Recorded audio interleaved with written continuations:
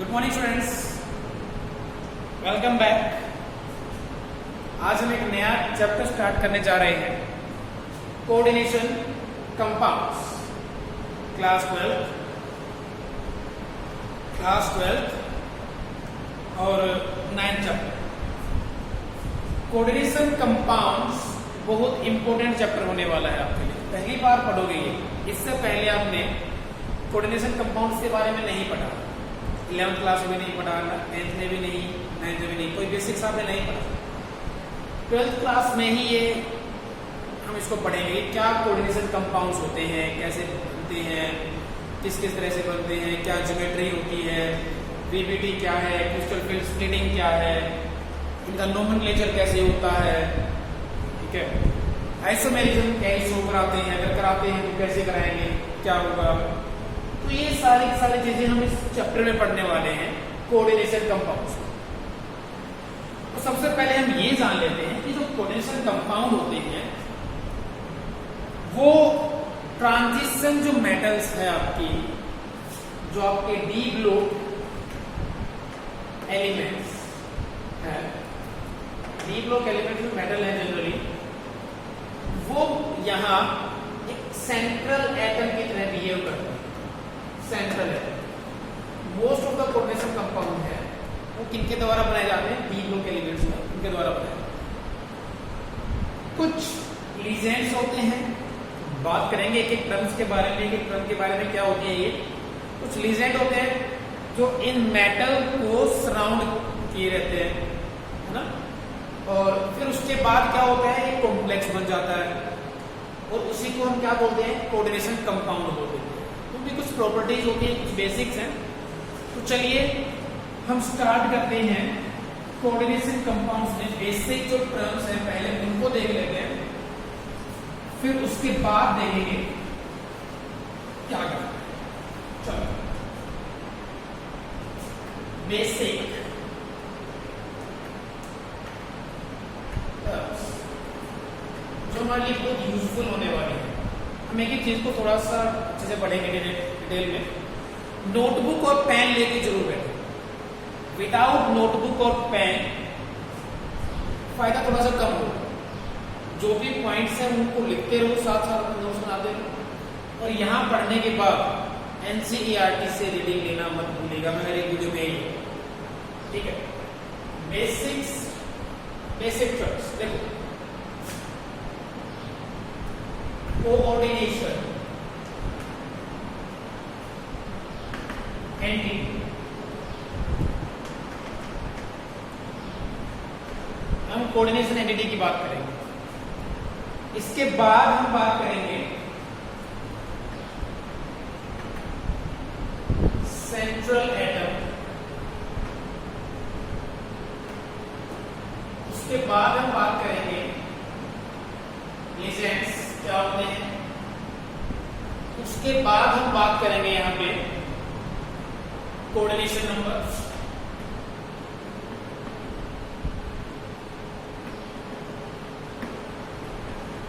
ठीक है, और कोऑर्डिनेशन नंबर के बाद हम बात करेंगे ऑक्सीडेशन स्टेट,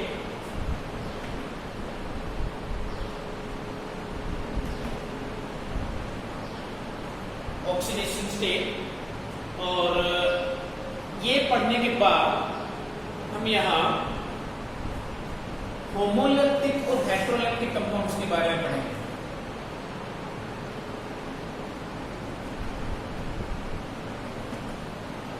हेटेरोलैक्टिक कंपाउंड्स के बारे में पढ़ेंगे और एक पॉली हेटेरोन भी पढ़ लेंगे।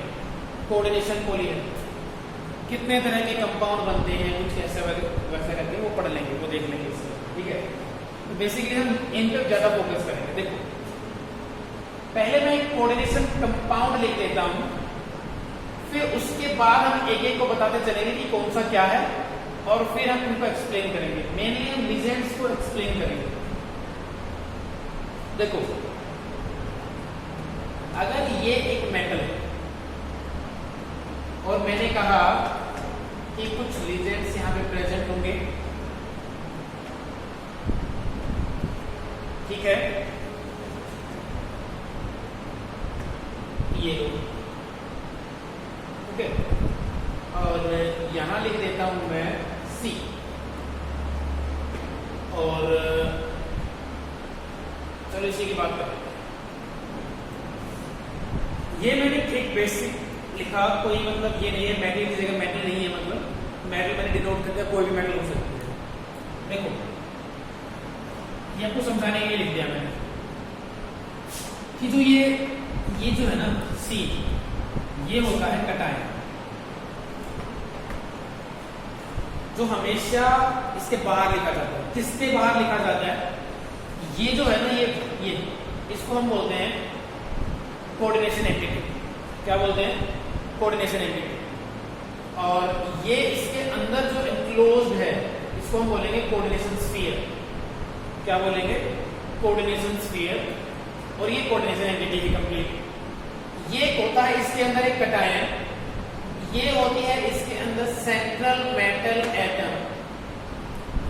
सेंट्रल लिख देता हूं मैं, सेंट्रल मेटल एटम। अच्छा, ये होते हैं लिजेंड्स। लिजेंड्स ये होते हैं हमारे पास अनायंस। ये क्या होते हैं? अनायंस होते हैं। अब हम बात करें सेंट्रल एटम की, तो ये सेंट्रल एटम है मेटल।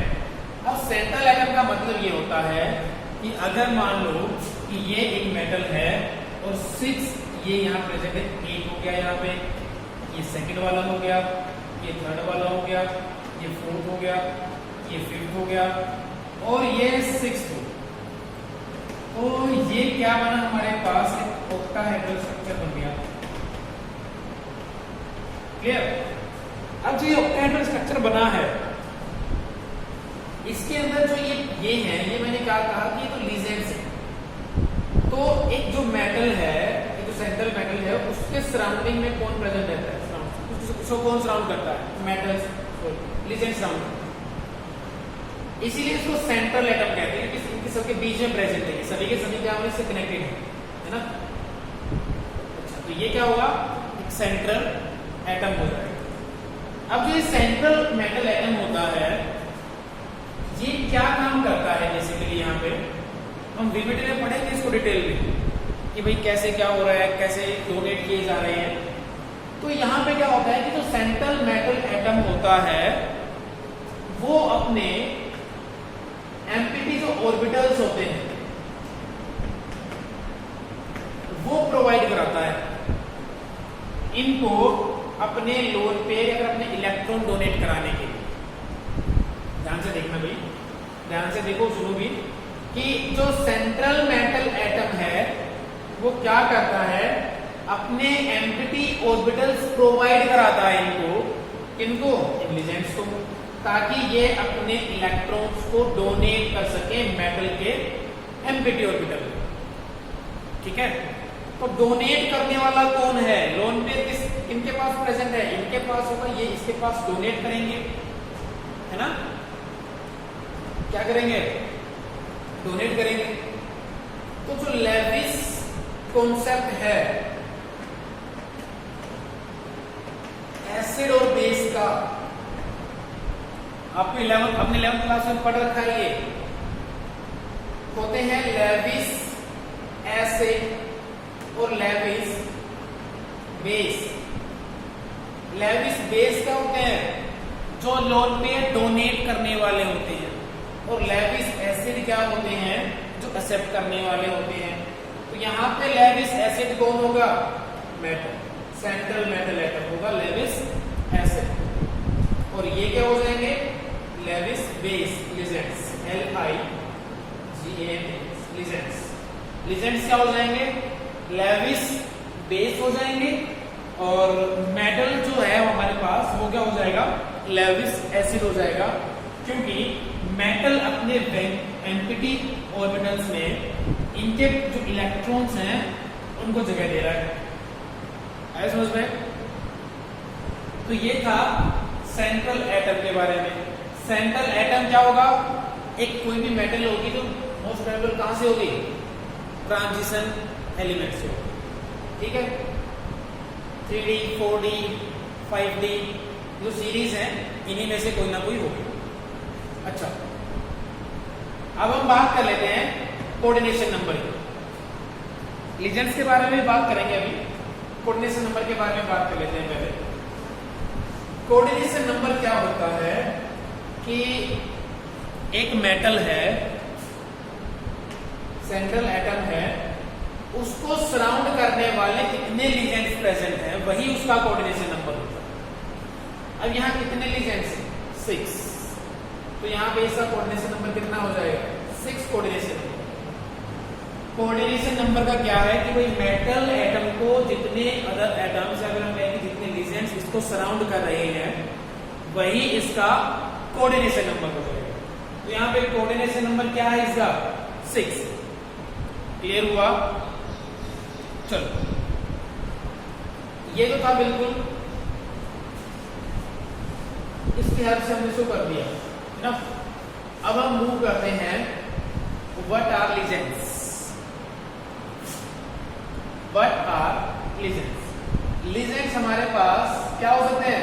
न्यूट्रल भी हो सकते हैं और नेगेटिव चार्ज भी हो सकता है इनमें।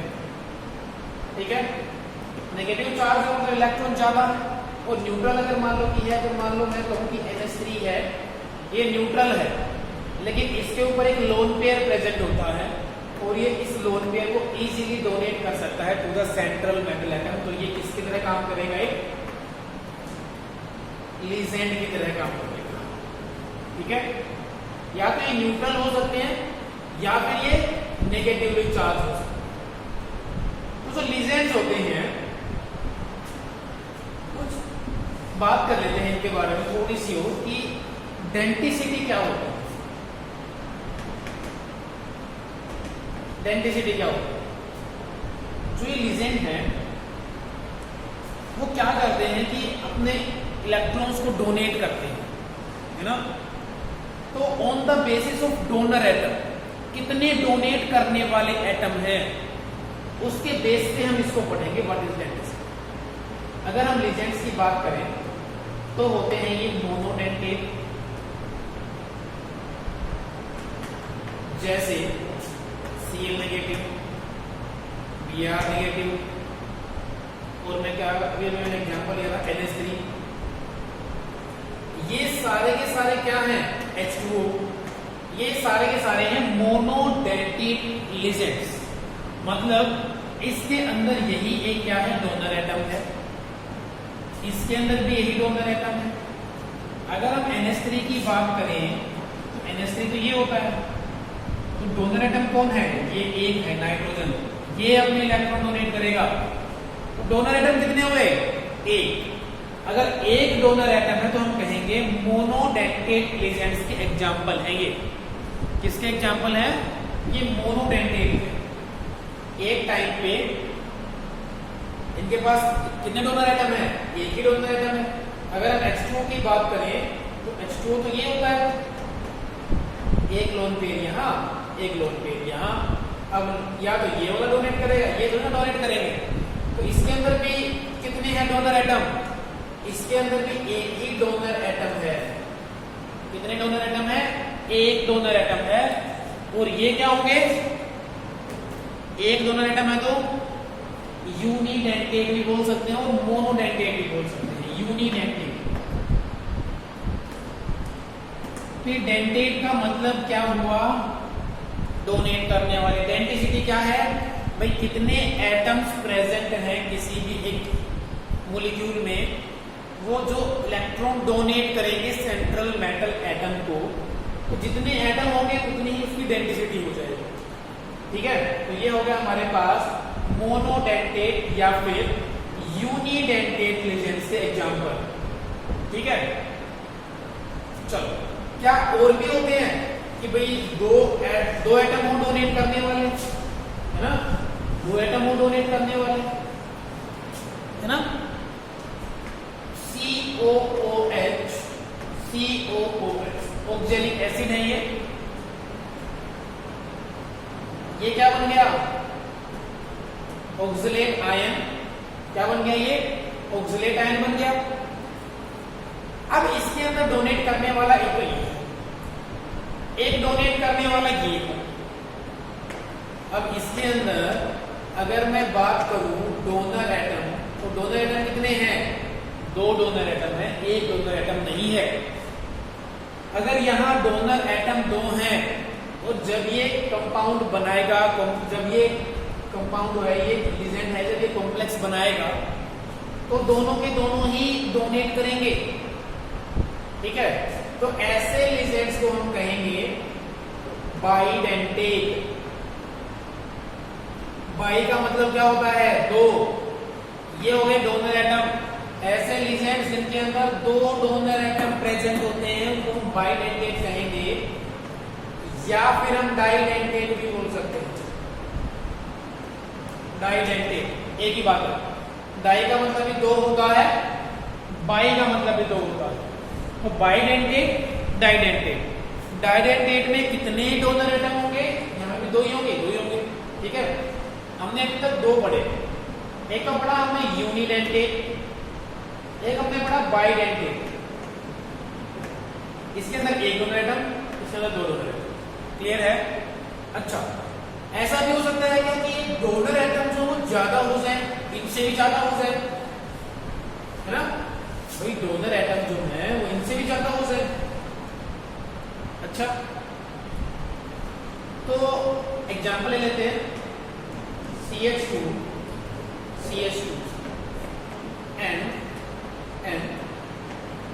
CH2 COO negative, CH2 COO negative, CH2 COO negative, CH2 COO negative। ये है EDTA, ethylene diamine tetra acetate. क्या है ये? Ethylene diamine tetra acetate. देखो 1 2 3 4 ये हो गया टेट्रा एसीटेट, डाइअमीन एक ये हो गया हमारा। तो इथाइलिन डाइअमीन टेट्रा एसीटेट।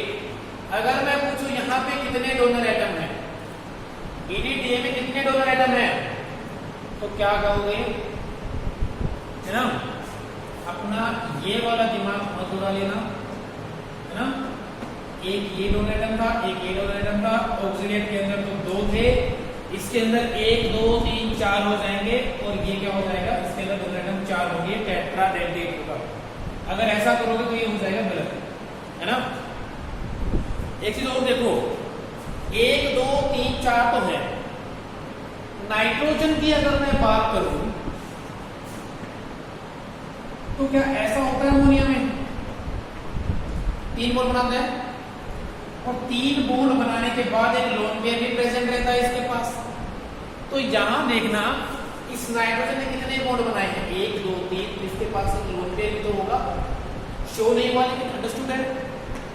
ये हो गया 1 2 3 4 का डोनर एटम ये है और 2 ये है ना। EDTA के अंदर 4 तो डोनर एटम ये हो गए, ऑक्सीडेट ये वाले एसिडेट वाले, और 2 हो गए ये वाले नाइट्रोजन। तो टोटल कितने हैं? टोटल 6 डोनर एटम्स प्रेजेंट हैं इसके अंदर। तो इसको हम क्या कहेंगे? हेक्साडेंटेट कहेंगे। क्या कहेंगे? Hexadentate ligand. क्या कहेंगे इसको? इसको हम कहेंगे हेक्साडेंटेट लिगेंड, क्योंकि यहां पे डोनर एटम कितने हैं? 6 डोनर एटम। क्लियर है? क्लियर है? चलो 1 2 3 4 5 6 EDTA हो गया। अच्छा, अब कोई कहेगा कि 8 हो जाएंगे तो 7 हो जाएंगे तो 5 हो जाएंगे तो 4 हो जाएंगे तो इतने इन सब के लिए क्या हुआ कि अगर आपके पास 1 डोनर एटम है तो आपने कहा कि मोनोडेंटेट है, 2 है तो कहा आपने ये डाइडेंटेट है, आपने कहा कि 2 ज्यादा हो गए तो आपने कहा कि 2 से ज्यादा चाहे कितने भी हो रहे हैं उनको ना पॉलीडेंटेट नाम दे सकते हैं। सभी के लिए बोलते हैं क्या? Polydentate use. यहाँ पे 6 के लिए हम हेक्स यूज करते हैं तो मैं लिखते हैं कि हेक्साडेंटेट। आप पॉलीडेंटेट भी लिख सकते हो। अगर वैसे आपसे पूछता है, एग्जामिनर पूछता है कि बताओ ADTA में कितने डोनर एटम है, तो आप पोलिडेंटेड नहीं लिखोगे वहां पे, तो आपको बताना पड़ेगा कि इसके अंदर डोनर एटम कितने हैं, 6 डोनर एटम पूछ सकता है। ठीक है, डेंटिसिटी क्या होगी इसकी, या तो हेक्साडेंटेड लिखोगे या फिर पोलिडेंटेड लिखोगे। क्लियर है? चलो अब एक क्वेश्चन आता है कि भाई ये तो हमने अभी तक ये पढ़ लिया, भाई मोनोडेंटेड हो गया, डाइडेंटेड हो गया, पोलिडेंटेड हो गए, है ना। अब ये तो वो हो गए भाई जो सारे के सारे डोनेट करने वाले हैं। अब क्वेश्चन आता है क्या कोई ऐसा भी होता है क्या कभी कि डोनर एटम तो प्रेजेंट हो ज्यादा लेकिन वो सभी के सभी डोनेट ना कर रहे हो, है ना। बिल्कुल होता है। तो ऐसे लीजेंड्स को हम कहते हैं एम्बीडेंटेड लीजेंड्स। एम्बीडेंटेड लीजेंड्स कहते हैं ऐसे लीजेंड्स भाई जिनके अंदर 2 डोनर एटम प्रेजेंट होंगे। कितने डोनर एटम प्रेजेंट होंगे? 2 डोनर एटम प्रेजेंट होंगे। तो ये डाइडेंटेड होना चाहिए भाई, जब 2 डोनर एटम है तो ये एम्बीडेंटेड क्यों लिखा हमने, है ना। लेकिन इन 2 में से एक टाइम पे एक ही डोनेट करेगा, एक डोनर एटम होगा। डोनेट करने वाले तो 2 हैं, लेकिन जब बॉन्ड बनाएंगे ये अपने डोनेट करेंगे इलेक्ट्रॉन्स को, तो डोनेट करने वाला एक होगा। कर दोनों सकते हैं लेकिन एक करेगा, है ना। जैसे कि NO2, अब इसके अंदर ये भी डोनर एटम है और ये भी डोनर एटम, तो कितने डोनर एटम हो गए? 2 डोनर एटम हो गए। इन दोनों के अंदर या तो ऑक्सीजन डोनेट करेगा एक टाइम पे, या फिर ये नाइट्रोजन डोनेट करेगा। तो ऐसे लीजेंड्स जिनके पास 2 डोनर एटम होते हैं और उनमें से अगर एक टाइम पे एक ही डोनेट करेगा तो उनको हम कहेंगे कि एम्बीडेंटेड लीजेंड्स। एम्बी का मतलब क्या हो जाता है? आपने एक वर्ड सुना होगा एम्बिग्यूटी, है ना भाई, क्लियर ना होना, वही तो एम्बिग्यूटी होती है। अगर आपको कोई बात बताइए वो क्लियर नहीं है या फिर 2 के बीच में फंस गई है कि या तो ये, तो क्या हो जाती है? एम्बिग्यूटी हो जाती है ना। एम्बी का मतलब ही क्या होता है? ये होता है कि 2 हैं, डोनर एटम तो 2 हैं लेकिन डोनेट कोई एक करेगा उनमें से, है ना। तो ये क्या होंगे? एम्बीडेंटेड लीजेंड्स हो जाएंगे। ठीक है, चलो एम्बीडेंटेड लीजेंड हमने पढ़ लिया, पॉलीडेंटेड हमने पढ़ लिए, मोनोडेंटेड पढ़ लिए, डाइडेंटेड पढ़ लिए, बाइडेंटेड हो गया, है ना, एक ही बात। अब एक इंपॉर्टेंट टर्म आती है। अब क्या होता है कि देखो भाई, अगर मान लो कोई पूछ ले कि अगर डोनर एटम एक है ना, एक डोनर एटम मतलब यूनिडेंटेड है ना, और एक में बाइडेंटेड हो गया, ठीक है, तो इनमें कोई फर्क है ना, कोई और कुछ एक पोलिडेंटेड हो गया, तो क्या इनमें कोई फर्क भी होता है ना, कोई एडवांटेज भी है इनका, है ना। तो इनका एडवांटेज होता है स्टेबिलिटी को, ठीक है, इसको लेके स्टेबिलिटी को लेके चिलेशन होता है ना, फिनोमिना चिलेट बोलते हैं। अभी चिलेट का क्या मतलब है? चिलेट का मतलब होता है कि जब आपके पास डोनर एटम 2 हो और वो दोनों पे दोनों डोनेट कर रहे हो, है ना, 2 डोनर एटम हो, कम से कम 2 डोनर एटम होने चाहिए, 1 भी हो सकते हैं, 4 भी हो सकते हैं। जितने ज्यादा डोनर एटम होंगे, है ना, उतनी ज्यादा उसकी स्टेबिलिटी बढ़ेगी। तो इसको हम बोलते हैं चिलेट इफेक्ट। अब चिलेट का क्या मतलब निकल के आया?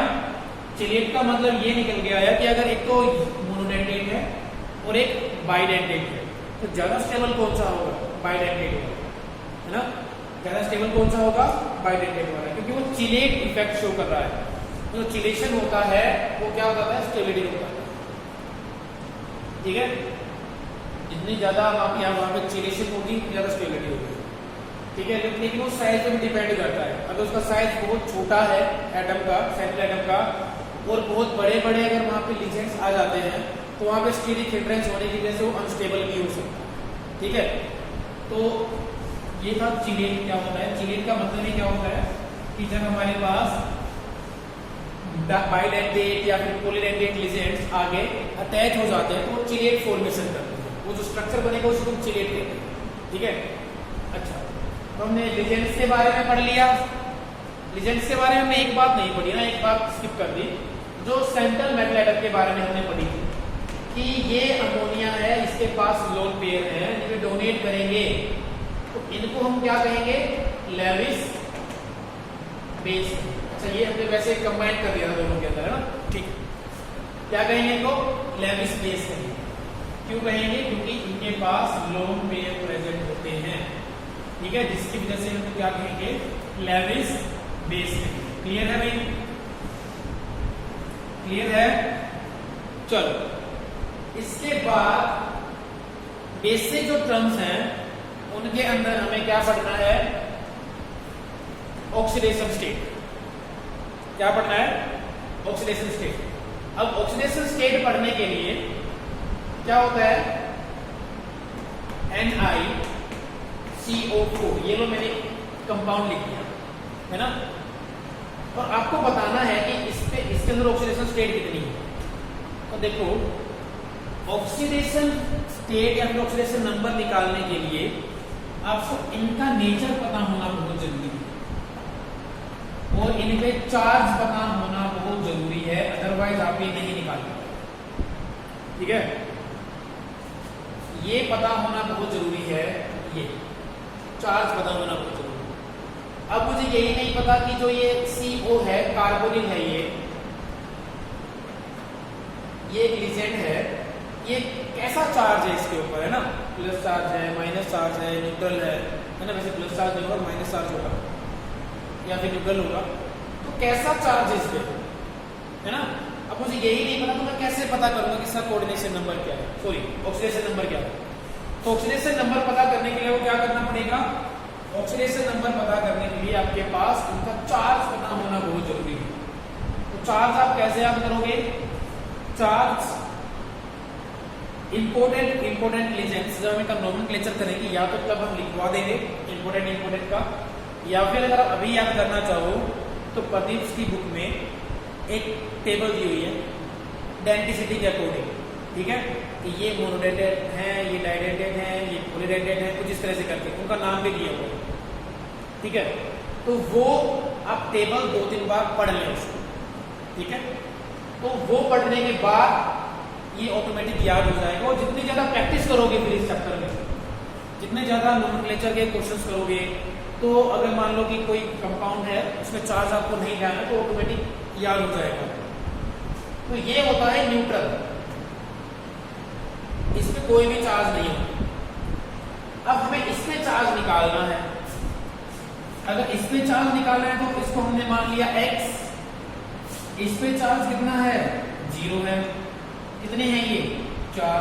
क्या ओवरऑल कोई चार्ज है, 0 है, तो कितना हो जाएगा, x = 0। तो निकल पे कोई चार्ज नहीं है। ठीक है, तो what is the oxidation number of निकल, 0। कितना है, 0। क्लियर हुआ। तो ऐसे करके हम ऑक्सीडेशन नंबर निकाल सकते हैं।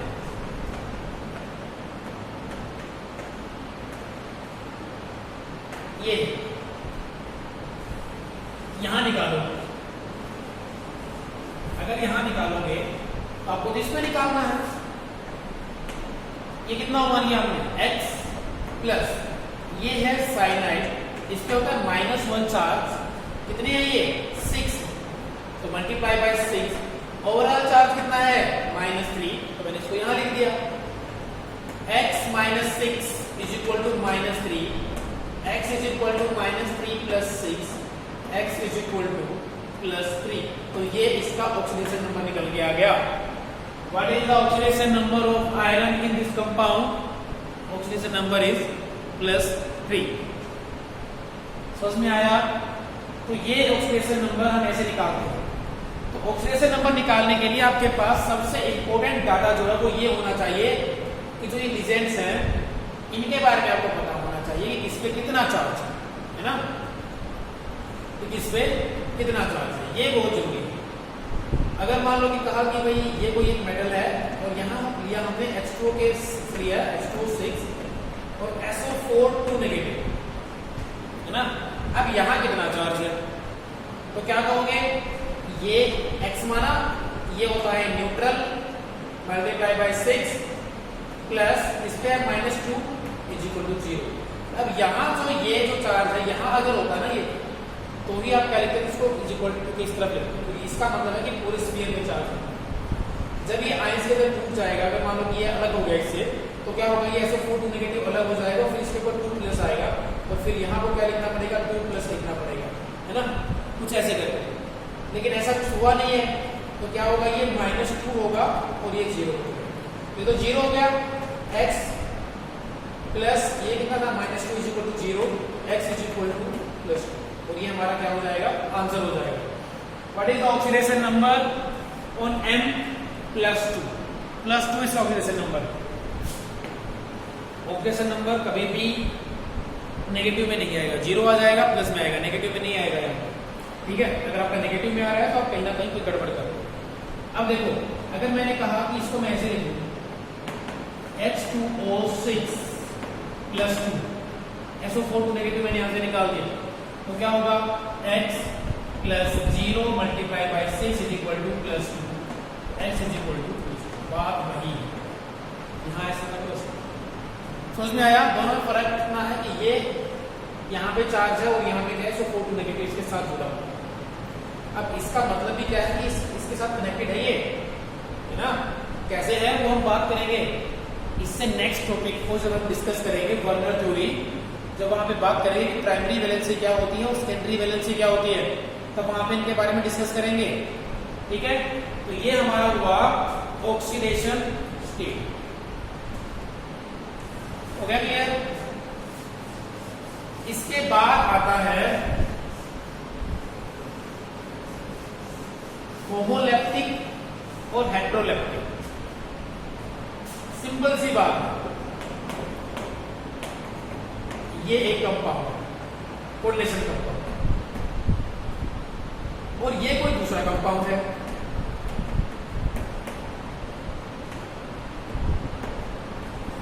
अब इसके अंदर एक ही तरह के लिगेंड प्रेजेंट है ना, तो ये हो जाएगा होमोलैप्टिक, इसके अंदर अलग अलग तरह के भी हो जाएगा हेट्रोलैप्टिक। सिंपल है, कुछ भी नहीं है, बस ये वो चीजें हैं जो आपको पता होनी चाहिए। अभी तक जितना भी हमने पढ़ा है वो सारा का सारा बेसिक है। इसके अंदर से अगर कहीं आपको जरूरी है जानने की चीजें हैं, वो एक तो ऑक्सीडेशन स्टेट है जो आगे चल के बहुत काम आने वाली है, एक कहीं ना कहीं कोऑर्डिनेशन नंबर काम आएगा, ठीक है, और एक लीजेंड आपके काम के हैं, लीजेंड पूरे उसमें यूज होंगे, ठीक है। और हमने जितनी भी चीजें अभी तक पढ़ी है कि होमोलैप्टिक हो गया, हेट्रोलैप्टिक हो गया, ये हो गया, है ना, सेटलमेंट लेटर के बारे में बता दिया, तो इनका कहीं ज्यादा यूज नहीं है अभी, पूरा का पूरा चैप्टर इनके बेसिस पे चलेगा, ठीक है। अब वीबीटी पढ़ेंगे तो पूरी की पूरी वीबीटी इसके ऊपर बेस्ड है, ठीक है, लीजेंड्स की उसके ऊपर बेस्ड है कि भाई लीजेंड्स का नेचर कैसा है ना, इस पे बेस्ड है। तो ये बहुत इंपॉर्टेंट टर्म्स है, ये आपको बहुत अच्छे समझ में आनी चाहिए कि ऑक्सीडेशन स्टेट क्या होती है, और लीजेंड्स की हमने बात की मोनोडेंटेट, बाइडेंटेट, ठीक है, और पॉलीडेंटेट, ये आपको पता होना चाहिए, ठीक है। एक कोऑर्डिनेशन नंबर से क्वेश्चन पूछ लेते हैं, और वैसे भी जब हम नेक्स्ट टॉपिक करने वाले हैं तो वहां पे भी वर्नर थ्योरी इस कोऑर्डिनेशन नंबर का जिक्र होगा जो आपको पता होना चाहिए। क्लियर है, आई थिंक ये समझ में आ गया होगा, ठीक है। अब इसके बाद क्या है, देखो पहली बात तो ये है कि एक होता है टेट्राहेड्रल, ये एक मेटल है, ये एक लीजेंड है, ये एक लीजेंड है, ये एक लीजेंड हुआ, ये एक लीजेंड। तो ये क्या हम टेट्राहेड्रल को ऐसे तो दिखाते हैं, है ना। तो यहाँ पे एक तो हम देखेंगे कि टेट्राहेड्रल बनेंगे, एक बनेंगे स्क्वायर प्लेनर। अब स्क्वायर प्लेनर कैसे होंगे, ये देखो ऐसे, ये वैसे टेट्राहेड्रल, स्क्वायर प्लेनर, जो ये सारी चीजें हैं ना, ये 11th क्लास में 4th चैप्टर में कंप्लीट कर चुके हैं ये सारी की सारी चीजें, ठीक है। फिर उसके बाद और क्या आता है इसके अंदर, और आ गया ऑक्टाहेड्रल। तो ऑक्टाहेड्रल क्या होगा, ऑक्टाहेड्रल कुछ ऐसे हो जाएंगे, है ना, ये लीजेंड, ये वाला लीजेंड, ये वाला लीजेंड, ये वाला लीजेंड, एक ये और एक ये, ये 4 हो जाएंगे एक ही प्लेन पे, और ये एक अबव द प्लेन एक बिलो द प्लेन।